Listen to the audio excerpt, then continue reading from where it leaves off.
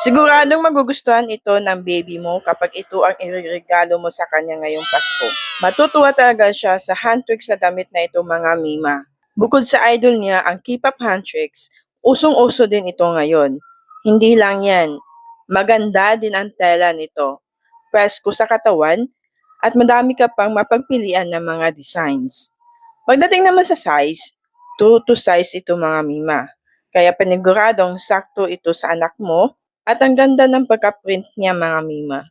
Kaya talagang magugustuhan mo ang quality ng damit na ito. At paniguradong abot nga ang ngiti ng anak mo kapag binigyan mo siya ng handtricks na damit. Alam mo naman tayong mga nanay, di baling nang hindi makabili ng bago para sa sarili natin, basta para sa anak natin, i-check out na agad. O ano pang hinihintay mo, Mi? I-click mo na yung yellow basket yan sa baba at i-check out mo na agad bago maubusan ng stock si seller.